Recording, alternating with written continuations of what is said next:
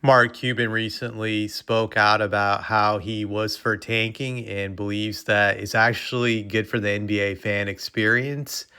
I actually agree with him on this one. I support tanking also, but I want to read out some excerpts about what he said about tanking. I'm not going to read all of them, but I'm going to read a few of them. Fans know their team can't win every game. They know only one team can win a ring. What fan that care about their team's record want is hope.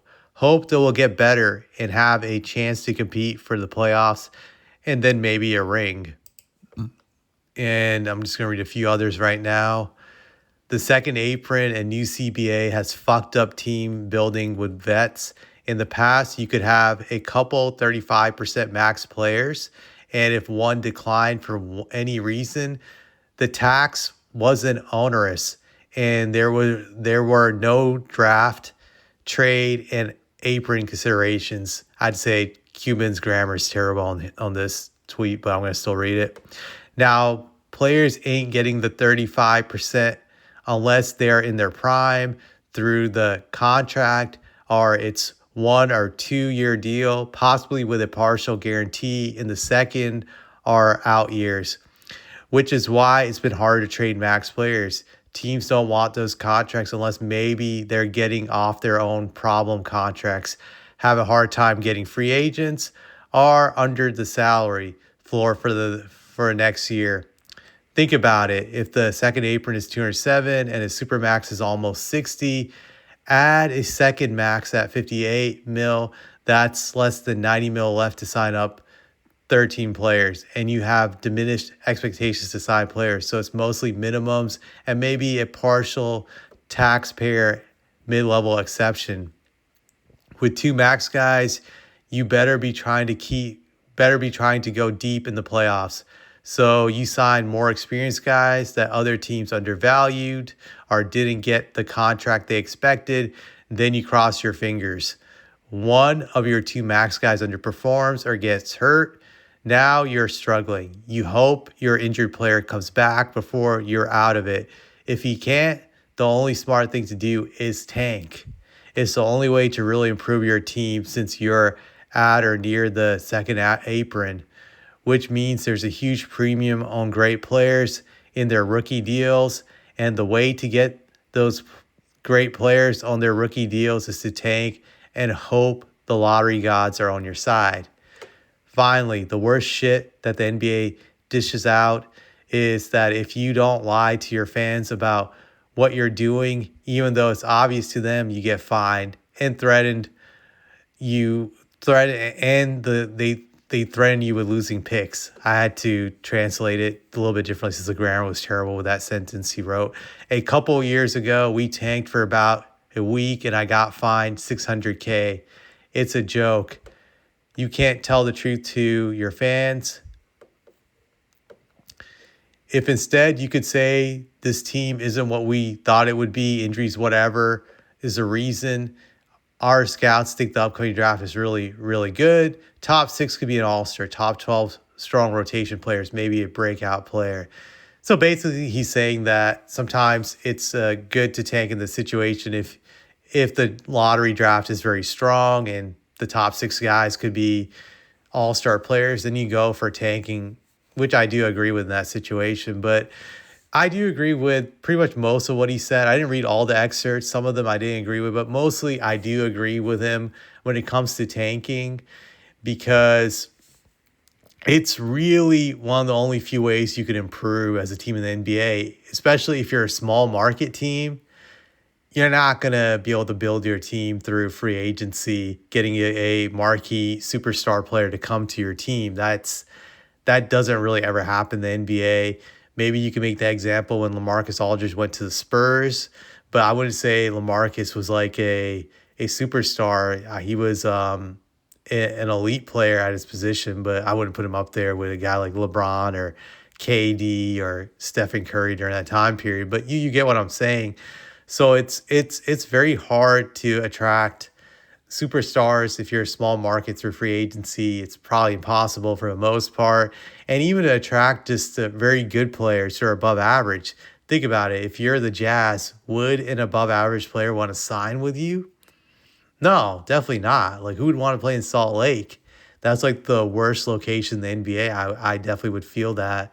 That I don't think any guy would willingly just sign there for just going to Salt Lake and be like, yeah, I really love the mountains there. I love this culture.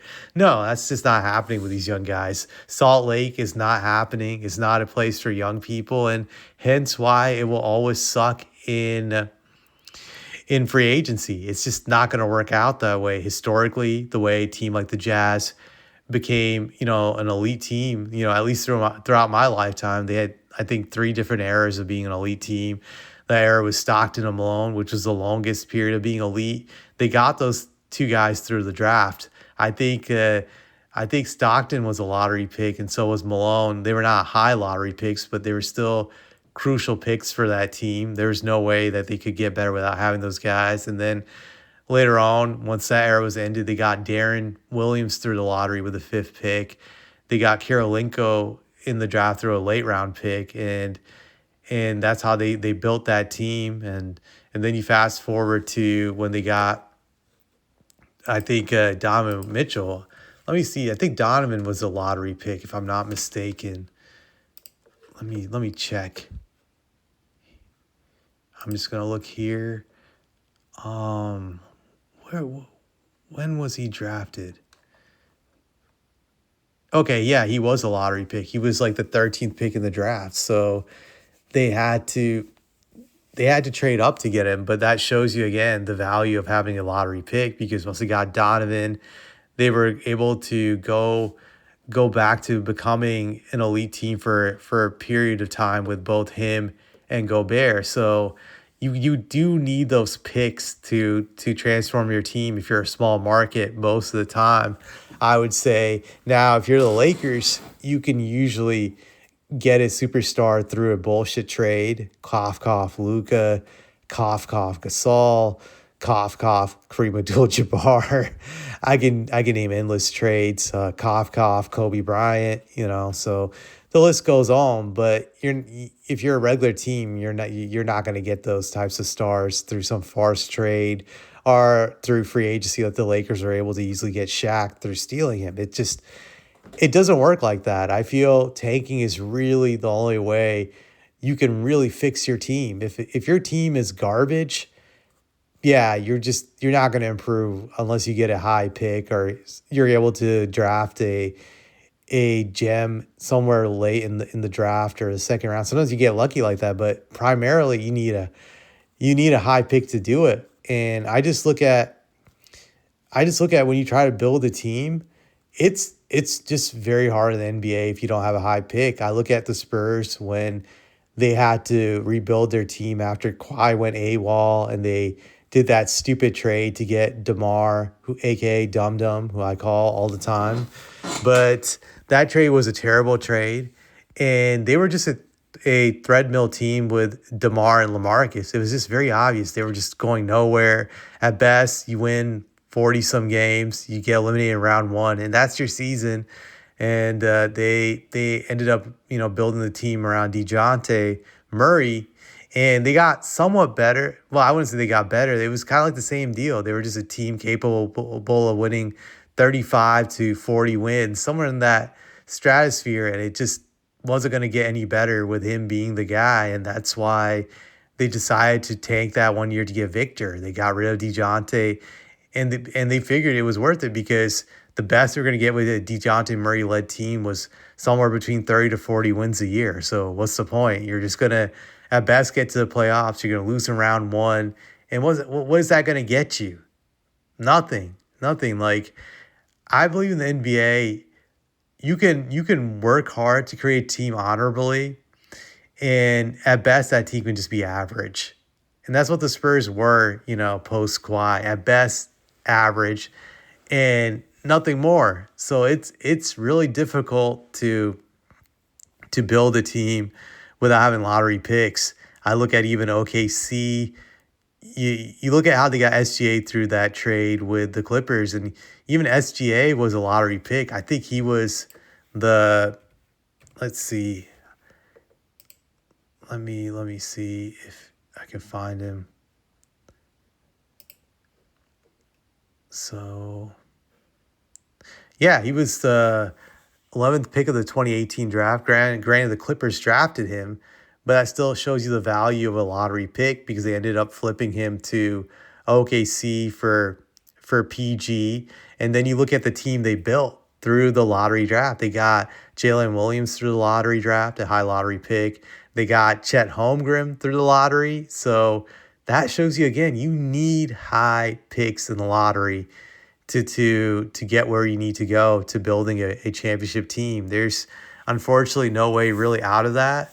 Like I know some people can bring up even the Nuggets that they lucked out with Jokic through getting him in the second round, but you look at a key piece like Jamal Murray, I believe he was also a lottery pick, if I'm not mistaken. I'm just gonna look him up. Yep, he was the seventh pick of the 2016 NBA draft. Jamal Murray has been a key cornerstone of their franchise. They won one championship with him. Possibly could win another one this year if things go right. So they need at least to get him in the lottery draft to become an elite team when paired up with Jokic, obviously. So I'm just giving you countless examples of like how you need these damn picks to transcend and become an elite team. Because if you don't have them, you're going to become an average, mediocre team. I look at the Charlotte Hornets. I know some people have accused them of tanking in the past when they tried to tank hard to get Anthony Davis. Didn't work out. They ended up with MKG.